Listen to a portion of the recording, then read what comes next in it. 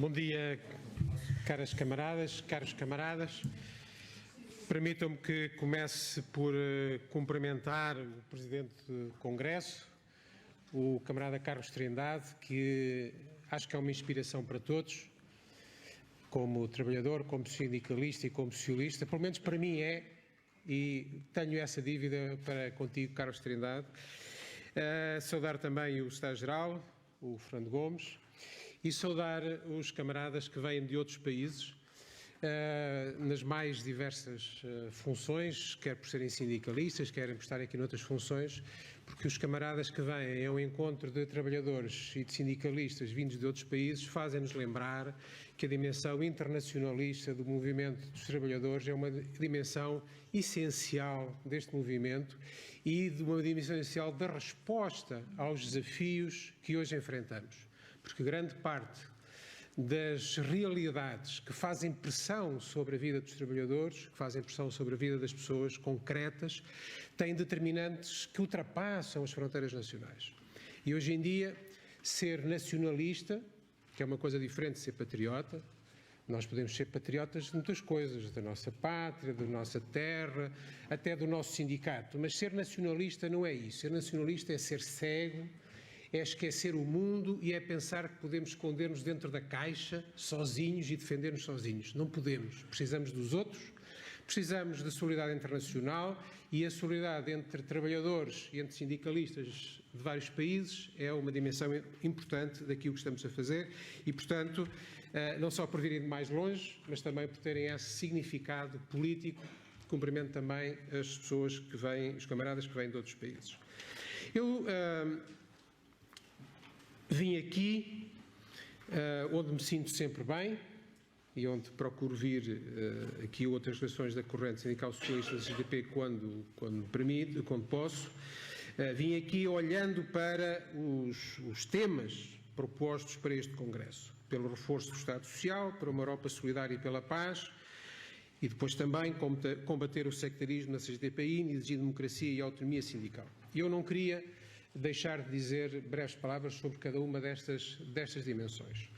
Sobre combater o sectarismo, exigir democracia e autonomia sindical, já foi dito, concordo, sempre foi nessa perspectiva que, como militante político, olhei para os sindicatos, de respeito, de liberdade, de autonomia, e desejando que todas as organizações onde nós estamos, como socialistas, sejam mais democráticas, sejam mais autónomas e sejam mais justas precisamente por nós lá estarmos.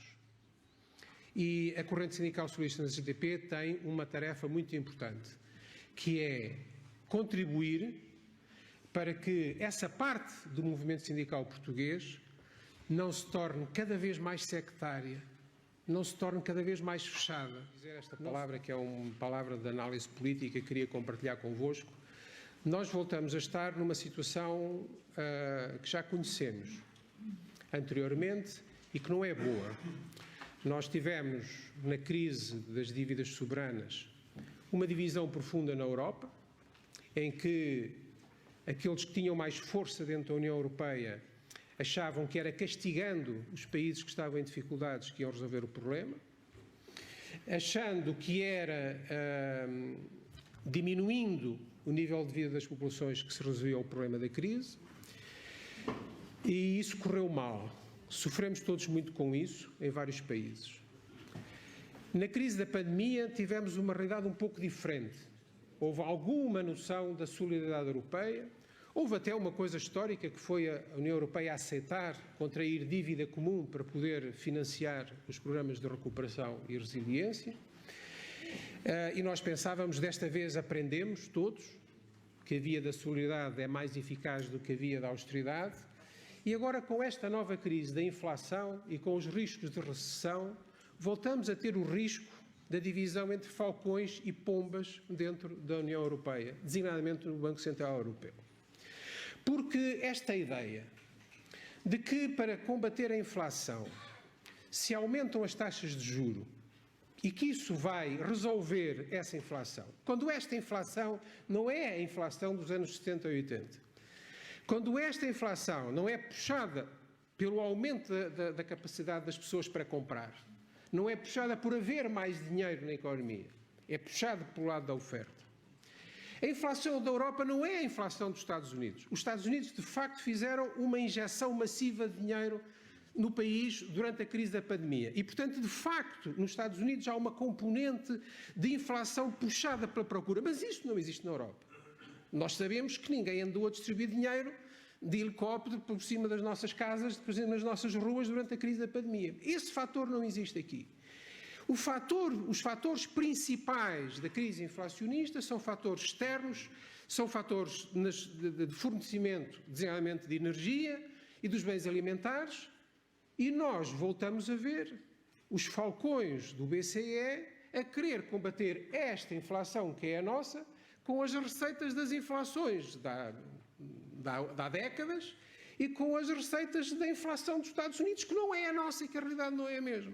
E, portanto, nós voltamos a ter um risco de uma divisão política na Europa com as mesmas características de divisões anteriores, da qual nós não podemos distrair-nos. E aí, o movimento sindical, que é um movimento internacional e internacionalista, que tem as suas organizações internacionais, europeias e internacionais, também tem um papel a desempenhar. Porque nós precisamos é que, nos vários países, nas nossas regiões extranacionais, haja forças, haja inteligência, haja mobilização, haja ativismo, haja ação para evitar, outra vez, más opções no que diz respeito à forma de enfrentar esta crise. A paz. A paz é outro dos temas do vosso Congresso. E eu, sobre isso, devo dizer que é um tema que me preocupa muito, do ponto de vista da esquerda, do ponto de vista do socialismo, social-democracia e trabalhismo, que é a nossa família europeia. Não há nenhuma dúvida, para mim e para nós no Partido Socialista, de que o agressor não pode ter um prémio pela agressão. O país que invadiu, o país que desrespeitou a lei internacional, o país que se rege por uma estratégia imperialista e que é a Rússia, não pode ser confundido com o país que foi invadido, que foi agredido e que é a Ucrânia. E o invasor não pode ter qualquer tipo de prémio por essa invasão. Nós também não esquecemos, e saúdo a corrente sindical socialista, os 8 sindicatos que tomaram no seio da CGTP uma posição sobre a guerra da Ucrânia, chamando a atenção para isto, mas chamando também a atenção para a situação interna da própria Ucrânia, porque nós não podemos confundir os nossos padrões de democracia e de liberdade que temos nos nossos países com os padrões que efetivamente estavam e estão vigentes dentro da Ucrânia. Nós não podemos também distrair-nos disso. E até vos devo aqui dizer uma coisa que penso há algum tempo, mas que tenho evitado dizer. Na vaga de solidariedade com a Ucrânia, dentro da União Europeia, há alguns que estão mais sinceramente e outros que estão mais hipocritamente. E eu acho que mais cedo ou mais tarde vamos ter que dizer claramente que o Partido Popular Europeu está claramente numa jogada para fazer uma OPA sobre a União Europeia à conta da Ucrânia. Porque dentro da União Europeia a dimensão conta, a dimensão população conta em termos de decisão. Nós sabemos, pela experiência anterior, que um país, quando sai de um tipo de ditadura de uma determinada cor, depois, durante décadas, está no lado oposto. E é nisso que está a jogar uma parte mais radical do PPE, que é, se nós conseguirmos meter a Ucrânia à força dentro da União Europeia, seja lá como for, em que condições for, isto é deles, durante décadas. E nós não podemos deixar que se confunda a solidariedade com a Ucrânia com uma outra coisa, que é o oportunismo político, o cinismo político, a hipocrisia política de uma certa direita europeia que gostaria de eliminar a esquerda, os socialistas, os sociais-democratas da governação europeia, mesmo que seja aproveitando uma guerra. E isso é inaceitável, nós temos que estar alertas para isso. E aí nós temos que saber olhar para o passado. Nós já tivemos décadas de uma guerra fria e nós sabemos o que é que isso significou. Nós sabemos que isso significou que, por exemplo, os ditadores, nossos amigos, era como se fossem democratas. E os democratas que fossem nossos inimigos era como se fossem ditadores. E isso serviu para muita coisa, como nós sabemos. Mas também sabemos que foi dentro da social-democracia e do socialismo europeu que se foram construindo as vias do diálogo, as vias da chamada abertura a leste, para nunca perder a noção de que nós não podemos quebrar todos os laços. Nós temos que manter a capacidade de comunicar com o outro lado, de conversar com o outro lado, de negociar com o outro lado e de procurar sempre alternativas à guerra. E eu penso que a responsabilidade dos socialistas, sociais-democratas e também do movimento dos trabalhadores manter uma luta política para que essas vias de solução possível, alternativas à guerra, não sejam fechadas. E não sejam fechadas por oportunismo político. E como já vos gastei demasiado tempo, um defeito que eu tenho, entre outros, queria terminar fazendo-vos uma pequena referência à revisão constitucional que vai decorrer nos próximos tempos. A revisão constitucional, penso que não há ninguém que acredite que era aquilo que o país precisava neste momento. Nós estamos no meio de mais uma crise, estamos no meio de uma guerra na Europa, na qual estamos todos mais ou menos direto ou indiretamente implicados. Não parece que fosse a altura própria para fazer uma revisão constitucional. O Partido Socialista tinha aí, o grupo parlamentar do Partido Socialista e o Partido Socialista tinha aí duas opções.